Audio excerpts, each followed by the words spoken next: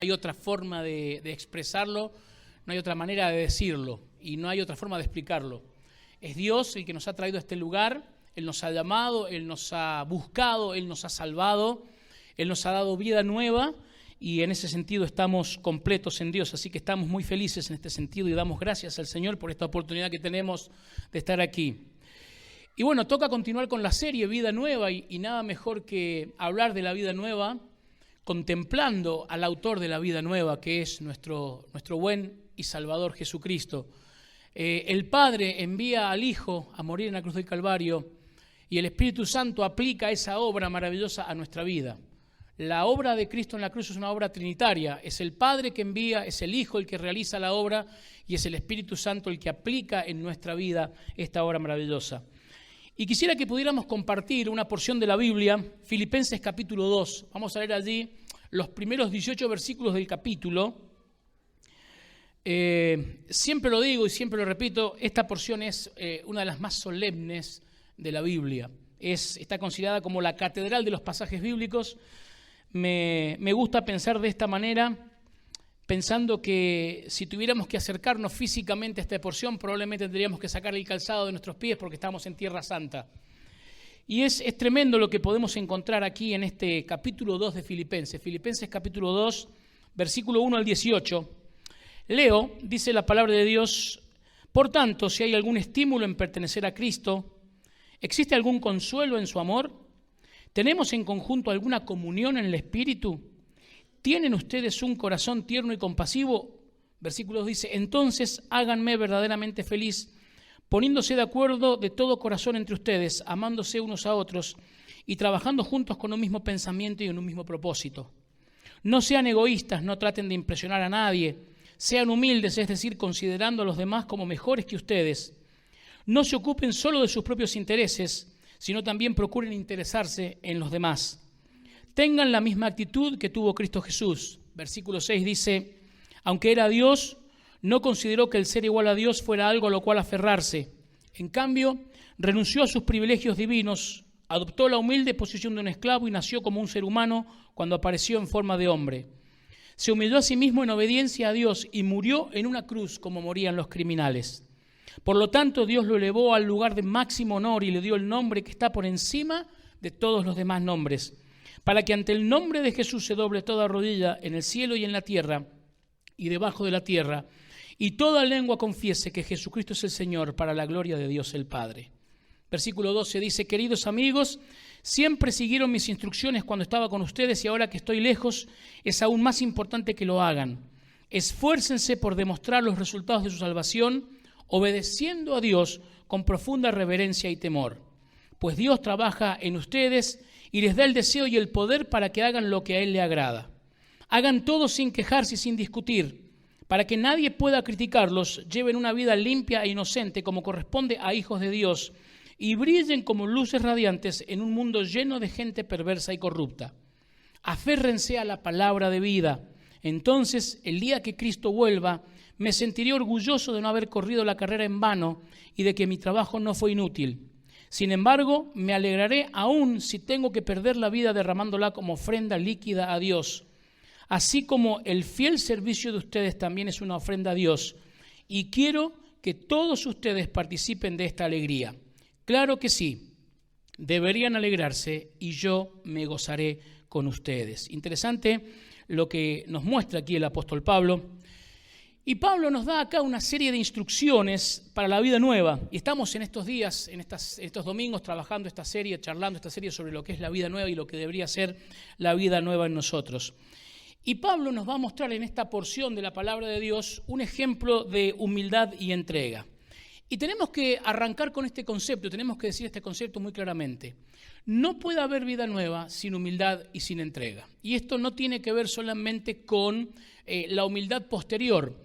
La única forma de que yo pueda obtener vida nueva de parte de Jesucristo es si yo me humillo delante de Él y reconozco que soy un pecador, que no me puedo salvar a mí mismo, que no hay nada que yo pueda hacer o decir para acercarme a Dios Y entonces, humildemente, reconociendo mi situación de pecador delante de Dios, me entrego a Cristo, le entrego mi vida a Cristo para que Él pueda cambiarla, para que Él pueda hacerla una vida nueva. Mire, Dios nunca nos va a pedir que nosotros mejoremos nuestra vida para que podamos tener una buena relación con Él. Lo que Dios hace primero es extender su gracia y su misericordia sobre nosotros. Él extiende la salvación sobre el pueblo, extiende la salvación sobre las personas y después nos da las herramientas para que podamos mejorar cada día nuestra vida y para que podamos vivir una vida que le agrada a Dios. Esto lo podemos ver, por ejemplo, en el libro de Éxodo. Usted en el libro de Éxodo va a encontrar algo muy interesante. El libro de Éxodo es el libro donde Dios dicta la ley para el pueblo. Y no vas a encontrar en ninguna declaración en el libro de Éxodo, no vas a encontrar ningún versículo en que Dios diga al pueblo, ustedes cumplan la ley y yo los voy a sacar de Egipto. Nunca vas a encontrar una declaración tal que diga, ustedes hagan todo lo que yo les mando y entonces, después que hayan comprobado que son buenas personas, yo los voy a sacar de Egipto. Lo que hace Dios primero es sacar al pueblo de Egipto y después darle la ley. Y esto es muy interesante y tiene que ver también con la forma en que nosotros podemos encontrar el mensaje del Evangelio aún en el Antiguo Testamento. Dios no nos va a pedir que vivamos una vida nueva si no estamos capacitados para esta vida nueva. Pero la única forma de vivir una vida nueva, la única forma de tener vida nueva en Cristo es precisamente cuando nos humillamos delante de Dios, reconociendo que somos pecadores, reconociendo que hemos ofendido a Dios y que nada de lo que podamos hacer o decir puede congraciarnos con Dios. Y una vez que estamos en esta situación, le damos nuestra vida a Dios, entregamos nuestra vida a Dios y Dios, por su gracia y su misericordia, comienza a trabajar en nosotros para hacernos nuevas criaturas, para darnos una vida nueva. La vida nueva, querida iglesia, la vida nueva requiere humildad y entrega, como la de nuestro amado el Señor Jesucristo. Ahora, ¿cómo vamos a estudiar esta porción bíblica? Muy interesante, podemos dividirla en 3 grandes secciones. Desde el versículo 1 al 5, ¿sí? Desde el versículo 6 al versículo 11 y del versículo 12 al versículo 18. Vamos a tratar de llegar con todo, no se preocupe, pero no voy a tomar mucho tiempo. Quiero que podamos ver en el primer lugar, en el versículo 1, de Filipenses capítulo 2, dice el apóstol Pablo, si bien la Nueva Traducción Viviente comienza directamente con la pregunta, ¿hay algún estímulo en pertenecer a Cristo?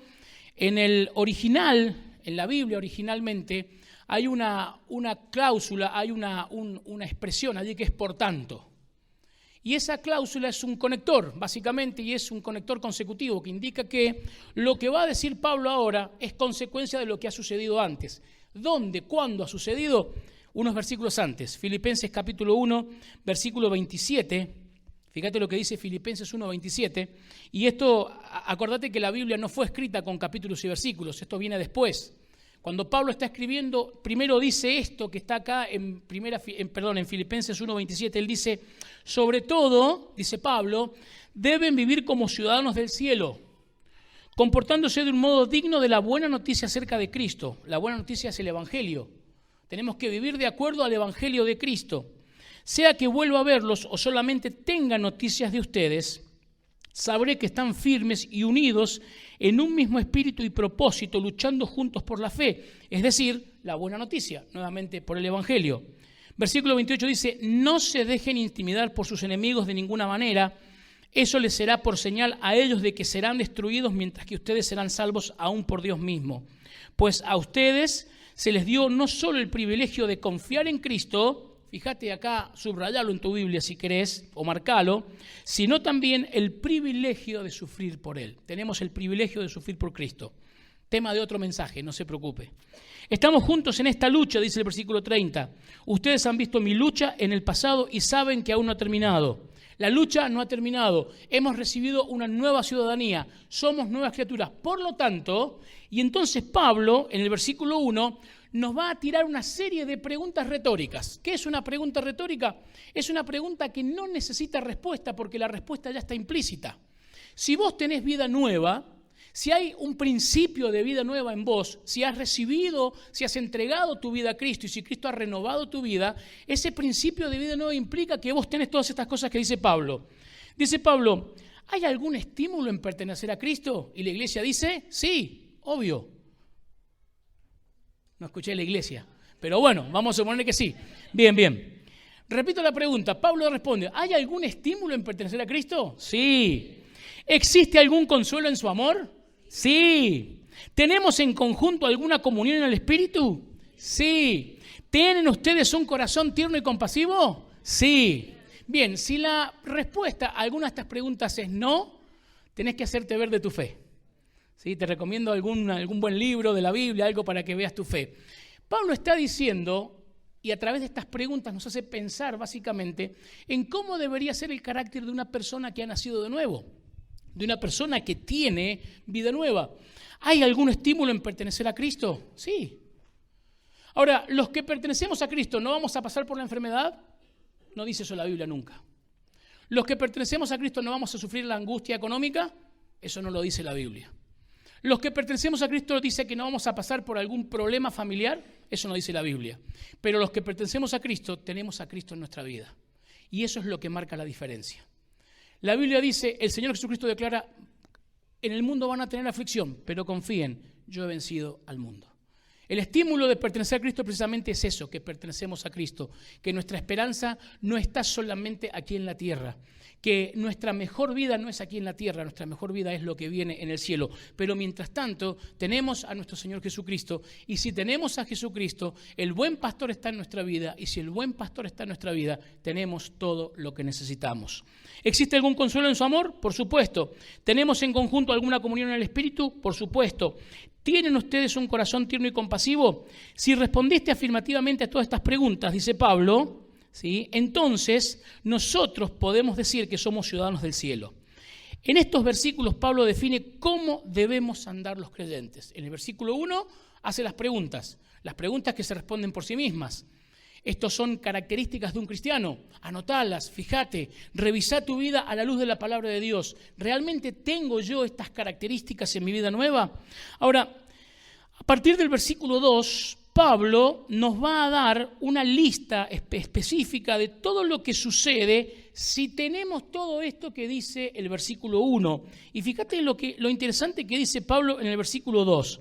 En el versículo 2 de Filipenses dice, entonces háganme verdaderamente feliz. Otra versión dice, completad mi gozo. Fíjate qué interesante, esto nos va a llenar de gozo, que nosotros podamos hacer esto. Dice el apóstol Pablo, nos ponemos de acuerdo. Una iglesia, un grupo de personas, una comunidad de fe que tiene a Cristo como Señor de su vida, que ha recibido este impulso de vida nueva, es una iglesia que se pone de acuerdo. Es una iglesia que, como resultado, se ama unos a otros. Mostramos el amor los unos por los otros. Es una iglesia que trabaja en conjunto con un mismo pensamiento y con un mismo propósito. Compartimos la visión, no la visión de los pastores, no la visión de los líderes de la iglesia, la visión de Cristo. Queridos, porque la única visión clara, real, absoluta que debemos seguir en la iglesia es la visión de Cristo, es la misión de Cristo. Todo lo demás puede ser algún agregado, pero si hay algo que difiere en nuestra iglesia de lo que es la visión de Cristo, entonces quiero decirte que estamos equivocados.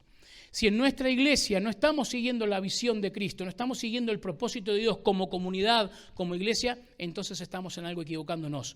Cristo es nuestro propósito, Cristo es el autor de nuestra misión y Cristo nos ha dejado una misión y la única visión válida para la iglesia es la visión de Dios.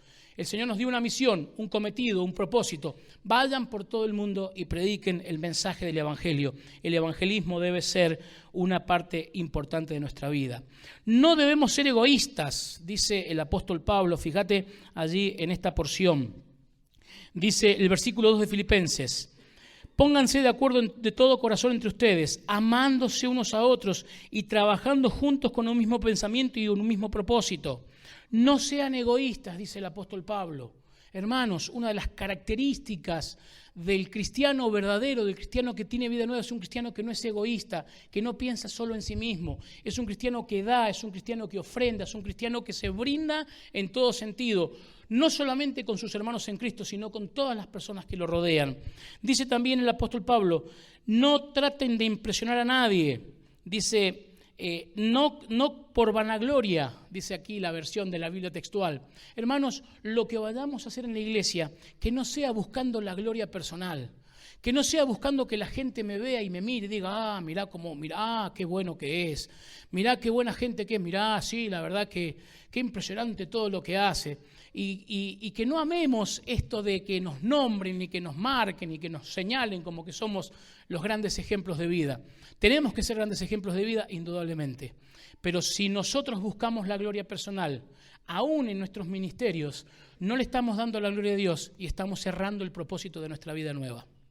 Si nosotros buscamos que nuestro nombre sea el que resuene en los ministerios, en las redes sociales y en los medios, y que todos hablen de nosotros por lo buenos predicadores que somos, o lo amables que somos, o lo buena gente que somos, entonces no estamos dándole la gloria a quien que realmente se la merece. Por lo tanto, dice la Biblia que un cristiano que ha nacido de nuevo, que tiene esta nueva ciudadanía, es un cristiano que trabaja para la gloria de Dios, no para la gloria personal. Es un cristiano que no es egoísta, es un cristiano que es humilde, es un cristiano que considera a los demás como superior a él mismo. Y acá hay un tema grande que tendríamos que poder tratar en algún momento. ¿Cómo hago yo para considerar a los demás como superiores a mí mismo? Porque veo a Cristo en ellos. Porque veo a Cristo en ellos. Y si yo lo considero a usted superior a mí mismo y usted me considera a sí mismo, a mí como superior a usted, entonces comenzamos en la iglesia a tener una visión de mi hermano o de mi hermana en Cristo que cambia radicalmente la forma en que nos tratamos, la forma en que nos vemos. Pero esa es la visión que deberíamos tener. Y dice, por último, en el versículo 4, no se ocupen solo de sus propios intereses, sino que también deben ocuparse de los demás. Miren, muchas veces creemos que para ser buenos cristianos debemos dejar de lado nuestros intereses, debemos negarnos completamente a nosotros mismos y debemos solamente ocuparnos de las demás personas. Esto ha llevado a grandes errores en la vida de las personas. La Biblia dice, y Cristo nos dice, que no debemos ocuparnos solo de nuestras cosas, pero nunca nos dice que no nos ocupemos de nuestras cosas. De hecho, Pablo en alguna parte en Gálatas dice que tenemos que ocuparnos de nuestras familias. Incluso Pablo dice, el que no se ocupa de su familia, el que no provee para su familia, ha negado la fe y es peor que un incrédulo. Así que, hermanos, no se trata de dejar de ocuparme de mis cosas, de dejar de ocuparme de mi familia, de dejar de ocuparme de mis hijos, de dejar de ocuparme de mi esposa, de mi esposo, porque voy a estar en la iglesia involucrado 100%, 24/7, 365 días del año. No es así. Me debo ocupar de mis cosas, pero también debo interesarme por los demás. Debo preocuparme por mis hermanos, debo ocuparme de mis hermanos. Y si todos nosotros cumplimos con esta premisa, yo me ocupo del bienestar de mis hermanos se ocupan de mi bienestar, entonces la iglesia es un lugar donde reina el amor, donde reina la armonía y donde Cristo es la cabeza, porque Cristo es el Jehová proveedor, el Yahvé Jireh de la antigüedad, que puede proveer a todos todo lo que necesiten. Así que, hermanos, nosotros deberíamos trabajar y deberíamos entender que el principio de vida nueva tiene que ver con lo que vamos a hacer con esta vida nueva. Ponernos de acuerdo, amarnos unos a otros, trabajar juntos en un mismo pensamiento y propósito, no ser egoístas, no buscar la gloria personal, considerar a los demás como superiores a nosotros mismos y no ocuparnos solo de nuestras cosas, sino también de las de los demás. Luego las siguientes secciones del versículo 6 al 11, pero quiero dejarla para el final, porque es tremendamente importante lo que nos dice el versículo 6 al 11, y quiero que vayamos a ver el versículo 12 al 18. Que sería básicamente el resultado de vivir una vida nueva y cómo se manifiesta ese resultado. Acompáñame nuevamente a leer Filipenses capítulo 2, versículo 12 al 18. Estos últimos 6 versículos que leímos recién. Dice, queridos amigos, siempre siguieron mis instrucciones cuando estaba con ustedes y ahora que estoy lejos es aún más importante que lo hagan. Esfuércense por demostrar los resultados de su salvación obedeciendo a Dios con profunda reverencia y temor.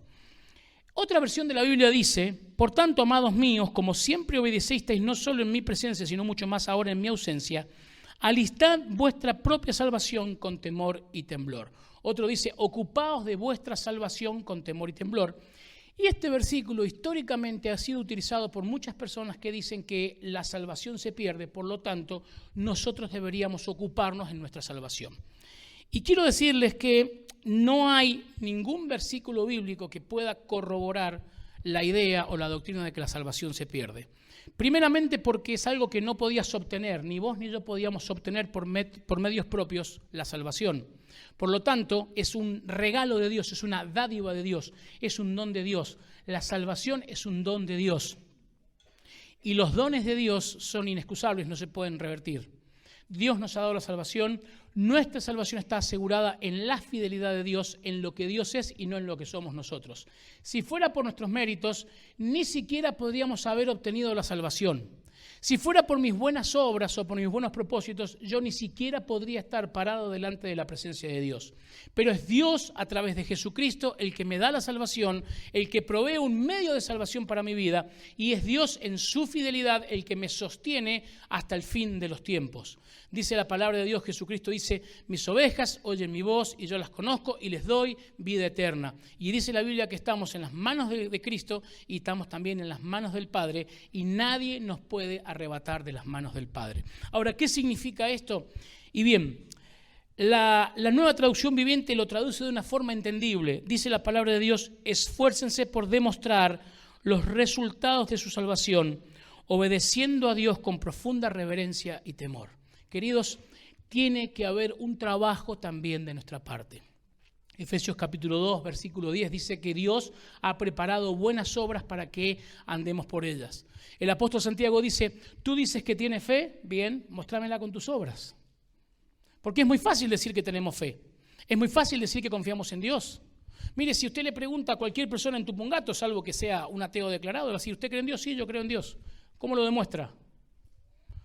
La Biblia declara que nosotros tenemos que esforzarnos por demostrar los resultados de nuestra salvación obedeciendo a Dios con profunda reverencia y temor. Tenemos que demostrar esos resultados. Iglesia, tenemos que andar en vida nueva. Y andar en vida nueva significa mostrarle al mundo que Cristo ha cambiado nuestra existencia. Significa mostrarle al mundo que tenemos una nueva disposición, que tenemos una nueva orientación en nuestra vida, que las cosas viejas han pasado, que aquí todas fueron hechas nuevas. Y entonces es ahí cuando comenzamos a andar en novedad de vida. Versículo 13 dice, pues Dios trabaja en ustedes y les da el deseo y el poder para que hagan lo que a Dios le agrada. Busquemos a Dios, descansemos en Dios y Él nos va a dar el poder y el deseo para hacer las cosas que a Él le agradan. Versículo 14. Subráyelo, resáltelo. Dice, hagan todo sin quejarse y sin discutir. ¡Oh, qué difícil ¿no? Este versículo es especial para trabajar con los hijos. Es el versículo clave para trabajar con nuestros hijos. Hagan todo sin quejarse y sin discutir. Pero también con los hermanos de la iglesia. También con nuestra esposa, con nuestro esposo, con todos, porque la palabra es para todos. Y en todo se aplica esto de hagan todo sin quejarse y sin discutir. Dice el 15, para que nadie pueda criticarlos. Hermano, hermana, no ande mostrando la hilacha por ahí, ¿sí? Viva una vida transparente, una vida íntegra, una vida en su casa igual que en la iglesia igual que en el trabajo y así por todos lados. Mire, el otro día hablaba con una persona que me decía, sí, yo he escuchado a muchos hermanos que predican, pero después los veo que contradicen lo que dicen con lo que hacen. Y siempre decimos lo mismo, ¿no? Hay muchos cristianos de profesión, pero hay pocos que ejercen realmente el cristianismo. Iglesia, debemos ser conocidos por nuestro carácter cristiano. Cuando la gente habla de nosotros afuera, tiene que hablar de una persona cambiada, una persona nueva, una persona que es amable con todos, una persona que está buscando siempre el bien de las personas, una persona que no solo se ocupa de sus intereses, sino también se ocupa de los intereses de los demás. Dice, para que nadie pueda criticarlos, lleven una vida limpia e inocente como corresponde a hijos de Dios y brillen como luces radiantes en un mundo lleno de gente perversa y corrupta. Iglesia, vivimos en un siglo malo, vivimos en un mundo corrompido por el pecado, vivimos en una sociedad que cada vez más se aleja de Dios y niega la palabra de Dios. Vivimos en una sociedad que le está diciendo a lo que es bueno, malo y a lo que es malo, bueno. Y como iglesia hemos sido llamados a brillar intensamente en este mundo para que el mundo pueda ver a Cristo a través de nuestra vida. Dice el versículo 16, aférrense a la palabra de vida, entonces el día que Cristo vuelva me sentiré orgulloso de no haber corrido la carrera en vano y de que mi trabajo no fue inútil. Sin embargo, me alegraré aún si tengo que perder la vida derramándola como ofrenda líquida a Dios. Así como el fiel servicio de ustedes también es una ofrenda a Dios y quiero que todos ustedes participen de esta alegría. el 18 dice, claro que sí, deberían alegrarse y yo me gozaré con ustedes. Y yo hice un pequeño esquema de cuáles son los resultados de obedecer a Dios con todo fervor y con todo temor. Versículo 12 dice, voy a demostrar que tengo vida nueva. ¿Se acuerda de Carlitos Balá? Sí, yo me imagino que los que somos del siglo pasado sabemos quién es Carlitos Balá. Los que no, lo pueden googlear más tarde, ¿sí? Carlitos Balá decía una frase, entre varias frases famosas, decía, el movimiento se demuestra... Anda, están los viejos de la iglesia, ya sabemos quiénes son los viejos de la iglesia, ¿viejo? El movimiento se demuestra andando. Hermanos, la vida nueva se demuestra viviendo la vida nueva. El otro día Pedro nos decía, una cosa es tener la vida nueva y otra cosa es vivir la vida nueva. Y en ese trabajo estamos. En el versículo 12 también dice que voy a obedecer su palabra. Hermanos, no puedo obedecer lo que no conozco. Los grandes problemas que muchas veces tenemos en nuestra vida y las caídas y los tropezones que tenemos en nuestra vida vienen por el desconocimiento de la palabra de Dios. Dice Dios en su palabra, mi pueblo perece por falta de conocimiento. Hermanos, muchas veces ni siquiera cuestionamos lo que nos dicen desde acá, desde el púlpito. Creemos que lo que dijo el pastor ese día es palabra santa y lo aceptamos como tal. Y deberíamos estar agradecidos de que acá más o menos estamos encaminados en la palabra de Dios. Imagínense cuánta gente escucha mensajes que no tienen absolutamente nada de la palabra de Dios, que están revestidos de como una especie de baño de repostería de la palabra de Dios, pero no hay nada allí que pueda cambiar nuestras vidas como lo cambia la palabra de Dios. Y escucho y veo incluso personas que repiten frases incansablemente como si fueran teología divina, y eso no es teología, hermanos. Esas son las frases de hombres que quieren quedar bien con los hombres. Pablo decía, si yo quisiera quedar bien con los hombres, ya no soy siervo de Cristo entonces. Y hay en la Biblia verdades que nos tienen que contrastar, que nos tienen que dar en la cara. Y tenemos que decir, voy a cambiar esto porque esto no es lo que Dios quiere.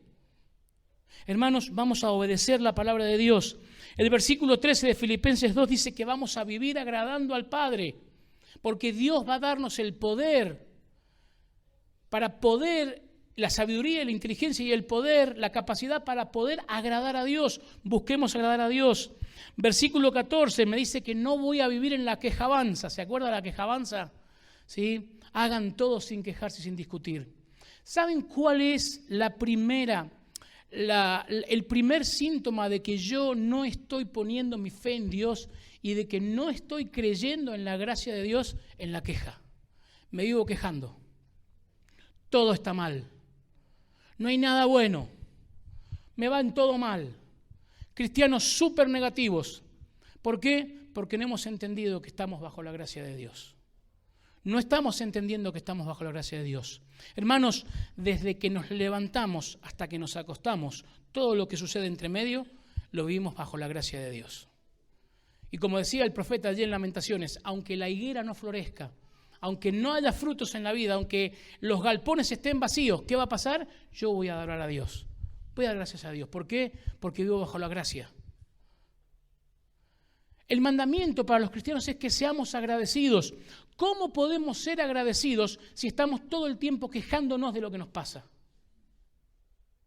¿Cómo podemos ser agradecidos si estamos todo el tiempo viviendo en un círculo de queja permanente? Y estamos enojados. Y estamos enojados con el presidente o con la presidenta o con esto, con lo otro, con el gobernador, con aquí, con allá. Y nosotros somos ciudadanos del cielo, hermano. ¿Que nos afectan las circunstancias? Nos afectan las circunstancias. Pero dice Pablo, ¿hay algún estímulo en pertenecer a Cristo? Sí, hermano. Si tengo a Cristo, tengo todo. Y yo debería estar agradecido de cada cosa que recibo. Dice el versículo 15, voy a brillar intensamente para Cristo. Dice el versículo 16, voy a aferrarme a la palabra de Dios. Y dice el versículo 16 y 17 también, voy a alegrar a mis pastores. ¿Ves? Dijo uno. ¿Y sabe qué lindo es? Hermano, mire, le voy a decir algo. Juan, tercera epístola del apóstol Juan, versículo 4. Fíjese lo que dice tercera de Juan, versículo 4, algo muy lindo. Juan escribe su última epístola pastoral antes de Apocalipsis y dice, no hay nada que me cause más alegría que oír que mis hijos siguen la verdad. Miren, hermanos, yo no sé si usted pidió tener pastores como los que tienen esta iglesia. háblelo con el Señor. Cualquier cosa lo habla con el Señor. Y yo le digo la verdad, yo no sé si yo quería ser pastor de esta iglesia. El Señor ha puesto la carga sobre nosotros. Y no hay nada que nos alegre más que ver que las ovejas que el Señor ha puesto a nuestro cuidado caminan en fe, crecen, trabajan, se reproducen y están bien. Entonces, fíjese qué interesante, que el resultado de la vida nueva también va a redundar en beneficio de los pastores, de aquellos que tenemos la cara que el Señor ha puesto sobre nosotros. Entonces, no sea malo, alégrenos. Permítanos regocijarnos en esta tarea que el Señor nos ha dado, porque lo vemos crecer, porque lo vemos madurar, porque vemos que realmente la vida nueva ha impactado en usted y usted está cambiando, y hay cosas en las que ya no está cayendo más. Porque ¿sabe qué, hermano? Nosotros sí oramos por ustedes. Y cuando pensamos en una serie, cuando pensamos en las distintas cuestiones que tenemos que hacer como pastores, la carga de la iglesia es muy grande para nosotros. Y solamente lo hacemos convencidos de que el Señor ha puesto esto en nosotros, porque si no, no hay manera. Y entonces, alégrenos la vida. Alégrenos el domingo, en la semana.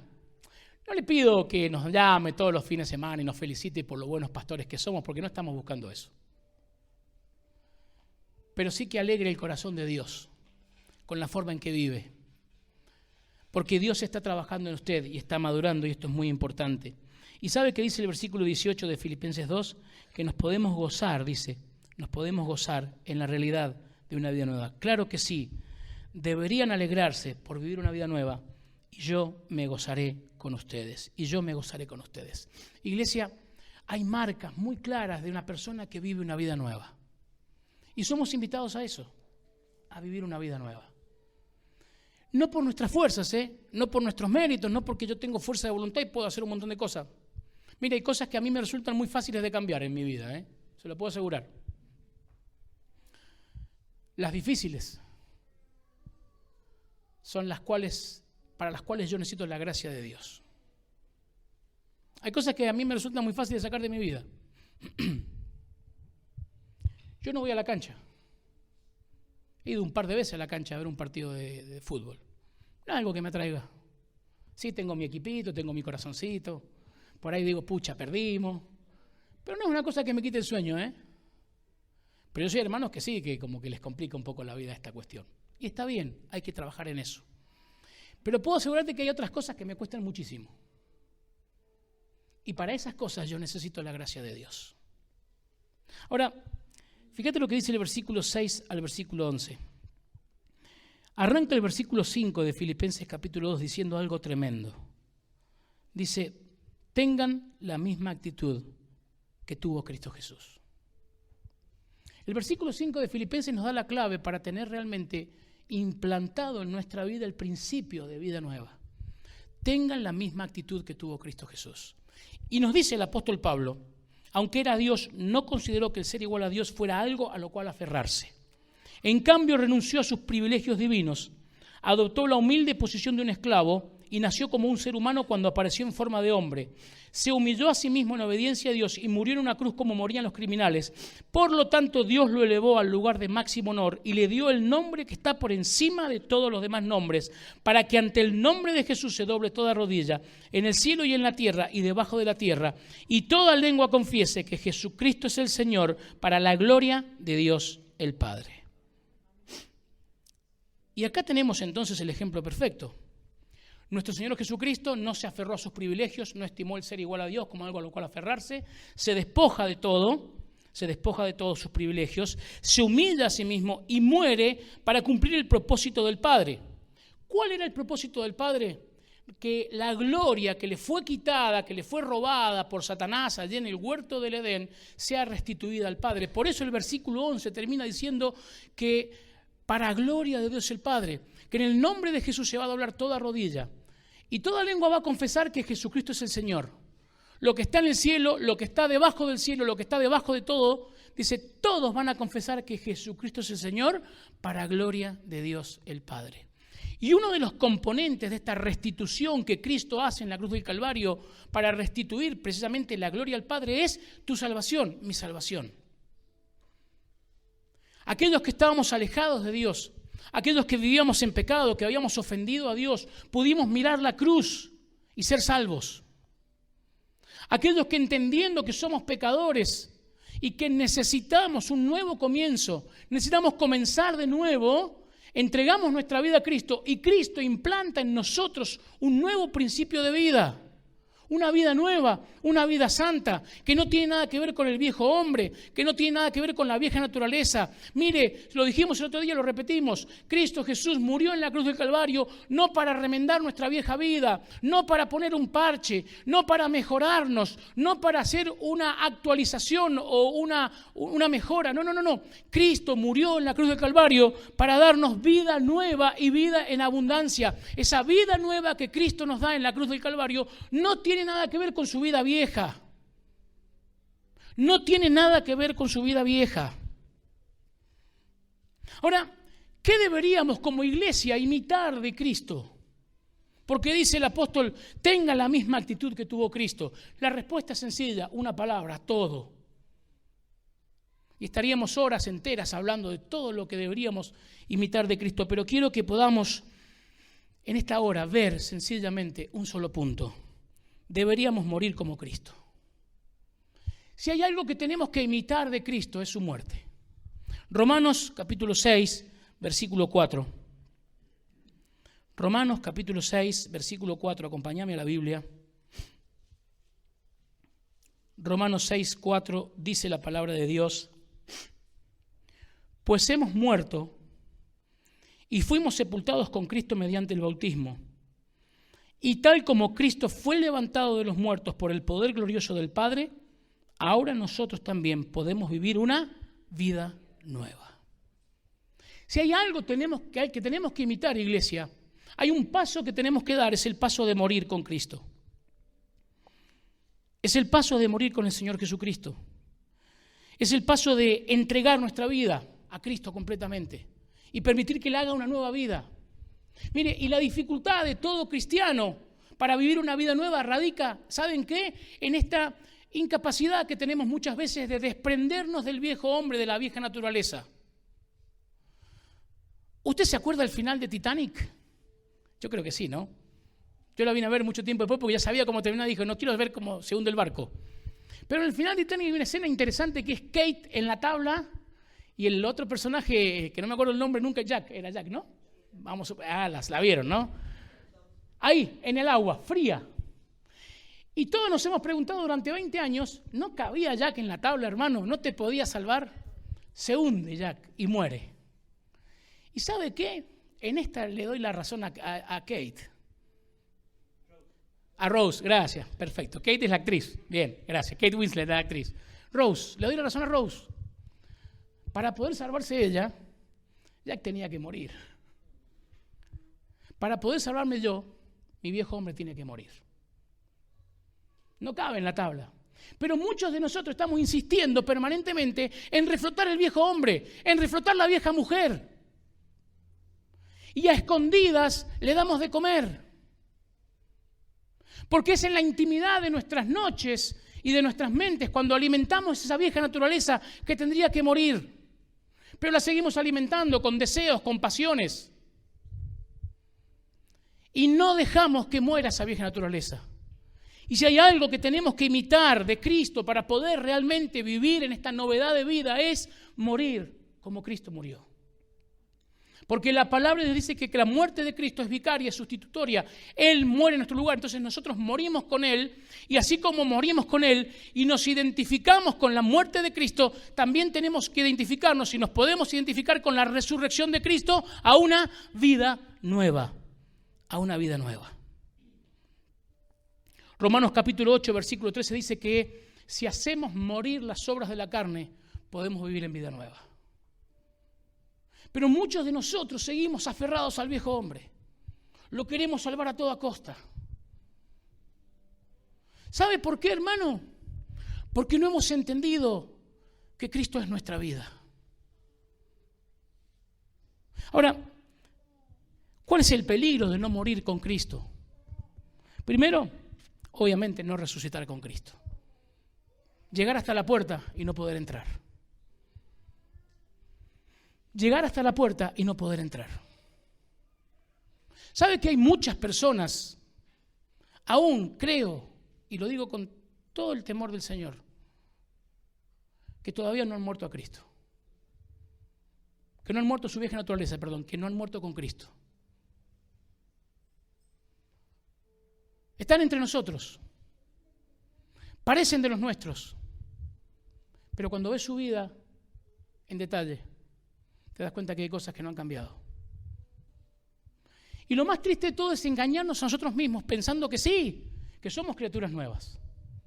Porque venimos a la iglesia y porque cantamos y nos emocionamos con las canciones, pero el Espíritu Santo no está en nosotros. Porque el que tiene el Espíritu de Dios, ese tiene vida eterna y tiene vida nueva. El gran peligro de no morir con Cristo, en primer lugar, es no resucitar con Cristo. El otro gran peligro es que Cristo no sea nuestra vida. Colosenses capítulo 3, versículo 4. Colosenses capítulo 3, versículo 4. Me estoy adelantando al tema de la semana que viene, pero no importa. Dice Colosenses 3, 4. Lee conmigo, hermano, por favor, lee conmigo la Biblia. Dice, cuando Cristo, nuestra vida, se manifieste, ¿sí? Cuando Cristo, quien es la vida de ustedes, sea revelado a todo el mundo, ustedes participarán de toda su gloria. Otra versión dice, cuando Cristo, vuestra vida, sea manifestada, entonces también vosotros seréis manifestados con Él en su gloria. Hermanos, una cosa es decir que tenemos vida nueva en Cristo y otra cosa totalmente diferente es decir que somos Cristo.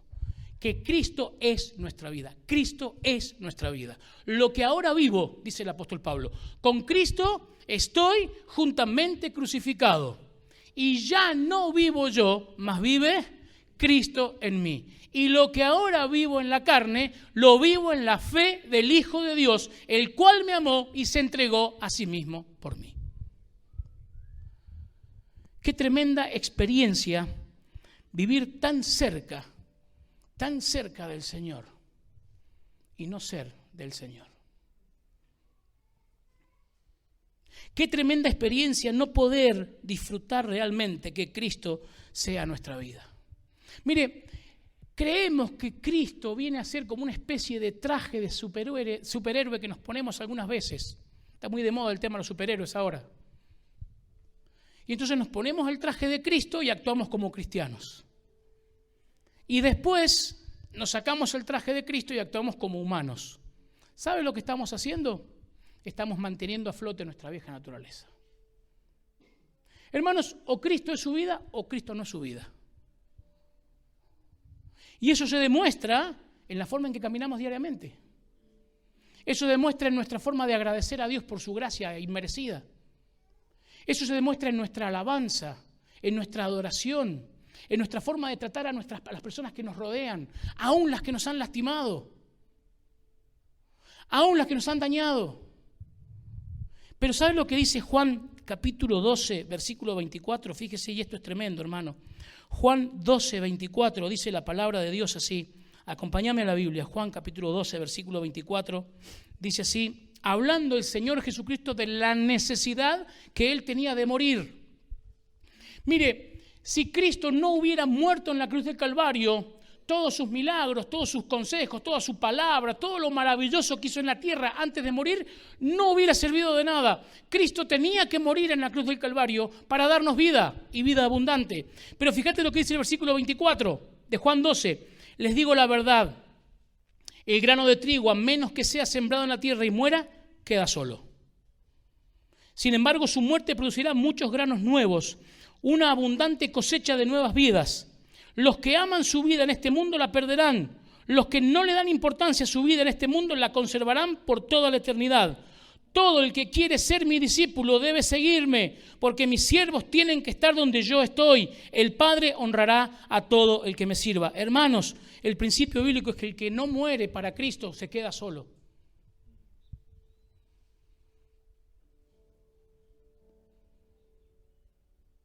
Hay hermanos, o hay personas en la iglesia a las que permanentemente le estás brindando cosas. Y lo ayudás, y lo seguís, y lo llamás, y lo aconsejás, y lees la Biblia, y todo haces todo. Y sin embargo siempre están mal. ¿no tendrá que ver con esto? ¿Que nos está faltando realmente morir con Cristo? Mire, dice la Biblia, dice el Señor Jesucristo, lleven su cruz y síganme. Si alguno quiere ser mi siervo, mi servidor, ¿qué decía? Tome su cruz y sígame. ¿Cómo interpretamos el término cruz nosotros como cristianos? Y la carga que debemos llevar, es la cruz que debo cargar. Y creemos que la cruz es una enfermedad, es una dolencia, es un problema familiar, es una angustia, es una situación económica que nos está agobiando. Y entonces, llevamos la cruz. Hermano, la cruz no era un elemento diseñado para cargarse. Era parte de la tortura previa de llevar la cruz. Pero la cruz era un elemento de ejecución. Cuando una persona tomaba su cruz, terminaba muriendo, como lo hizo el Señor Jesucristo en la cruz del Calvario. Cuando una persona tomaba su cruz, no era para llevarla toda la vida, de aquí a 20 años voy a llevar esta cruz, porque es la cruz que tengo que cargar. Y nos parece que es muy simpático el pensamiento, o muy cristiano el pensamiento. Hermano, la cruz es un elemento de muerte, no de tortura. La cruz termina en la muerte. Tu cruz y mi cruz, si no terminan en la muerte, no son la cruz de Cristo. Perdóname, hermano, no son la cruz de Cristo. Porque la cruz de Cristo termina en muerte y en resurrección. Para que vos y yo, si nos identificamos con la cruz de Cristo y con la muerte de Cristo, tengamos vida nueva. Ese es el principio de vida cristiana que necesitamos. Una vida nueva. Pero ¿cómo me relaciono con este Dios? Y volvemos al consejo de la palabra de Dios, versículo 5 de Filipenses 2. Tengan la misma actitud que tuvo Cristo. Todo aquello que pueda ser una razón de orgullo en tu vida, todo aquello que pueda ser una razón de creer que vos sí podés. Mire, vivimos engañados por el enemigo pensando que nosotros podemos agradar a Dios. No hay justo ni aun uno. No hay quien haga lo bueno. La única posibilidad que tenemos de tener vida nueva es cuando yo me humillo delante de Dios y reconozco que soy un hombre y una mujer pecadora. Que he pecado. Y que no hay ningún poder sobre la tierra, salvo el poder de la sangre de Cristo, que pueda cambiar mi estado. Y entonces me entrego. Y es cuando comienza a brotar en mí el principio de vida nueva. Pero para eso tengo que morir. Tengo que identificarme con la muerte de Cristo. Tengo que dejar mis pasiones. No. Venía a Cristo. Venía a la cruz de Cristo. Vayamos juntos a morir con Cristo, para que juntos podamos resucitar a una vida nueva con Cristo. Pero en esta hora el llamado para la iglesia es que hagamos morir en nosotros lo terrenal, las obras de la carne. Hermanos, todo aquello que está impidiendo que tengamos una visión clara de Cristo, nuestro Dios, nuestro Salvador, tiene que morir. Dice el apóstol, hagan pues morir en vosotros lo terrenal. El gran peligro de no identificarme con la muerte de Cristo es que realmente me voy a quedar solo. Y no hay quien pueda consolar mi corazón. Y no hay quien pueda realmente tomar mi vida y cambiarla. Porque me resisto a morir con Cristo. Y eso tiene que ver con el orgullo personal. Porque yo creo en el fondo que todavía puedo hacer algo por mi vida. Porque creo en el fondo que todavía puedo cambiar mi forma de vivir. Porque creo en el fondo que no soy tan mala persona. Si mirá, la gente me quiere, la gente dice que yo soy buena persona, ¿cómo no va Dios a considerarme? No, querido, querida, estamos equivocados. La única forma de recibir vida nueva es morir con Cristo. Es renunciar a mi orgullo personal y decirle, Señor, sé que soy un hombre o una mujer pecadora. Necesito este principio de vida nueva. Necesito vida nueva. Cristo murió por mí en la cruz del Calvario. Y para poder identificarme con la vida de Cristo, debo morir a mi vida antigua para poder abrazar la vida nueva. No hay otra manera. ¿Qué vas a hacer hoy, en este momento? Vas a seguir pensando que, bueno, pero yo puedo arreglar mi situación. Vas a seguir pensando, aún como cristiano, puedo decirte en este momento que puede ser que todavía no has entendido lo que significa morir con Cristo.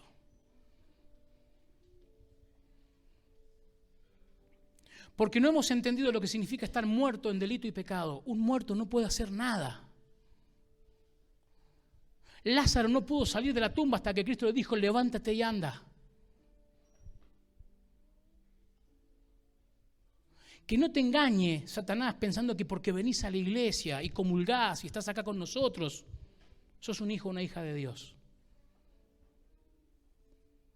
La Biblia declara abiertamente que solamente aquellos que se han identificado con Cristo en su muerte se van a poder identificar con Cristo en su resurrección y han sido levantados con Cristo a una vida nueva.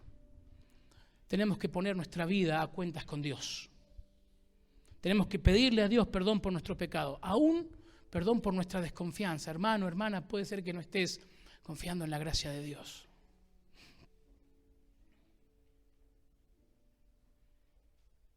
Y entonces eso hace que estemos todo el tiempo amargados, tristes, siempre mirando hacia otro lado, porque aquel, porque el otro, porque acá. Hermano, tenés la gracia de Dios en tu vida. El Espíritu Santo de Dios está en tu vida para vivificarte, para darte una nueva vida, con nuevos propósitos, con nuevas prioridades.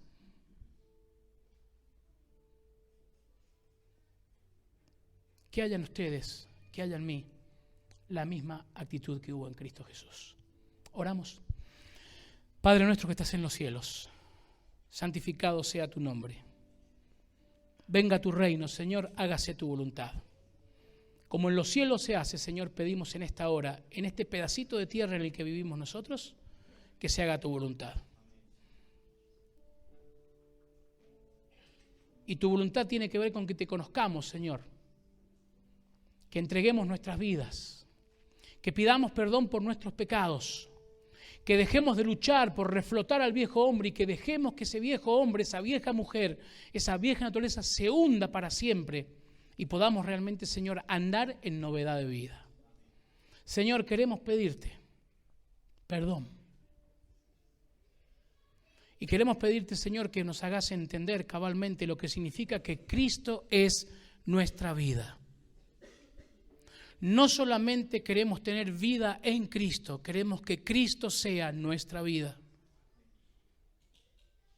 Él en nosotros. Así como lo prometiste, Señor. Tú en tu última oración pediste por los tuyos, dijiste, Señor, así como el Padre y el Hijo son uno, que estos también puedan ser uno. Señor, queremos ser uno con vos, para que podamos disfrutar plenamente de la novedad de vida. Te damos gracias, Señor, por este tiempo. Te damos gracias por todos los que estamos en este lugar. Y pedimos, Señor, que abras los cielos para derramar tu gracia sobre nosotros en este día.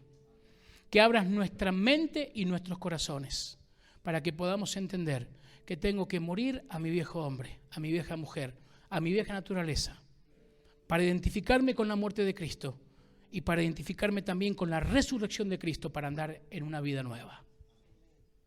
De modo que si alguno está en Cristo, nueva criatura es. Las cosas viejas pasaron. He aquí todas, Señor, todas son hechas nuevas. En tu nombre decimos esto, Señor, con acción de gracias por lo que has hecho por nosotros y por lo que vas a hacer en nuestra vida. En el santo y bendito nombre de nuestro Señor y Salvador, Jesucristo. Amén y amén. Que el Señor te bendiga.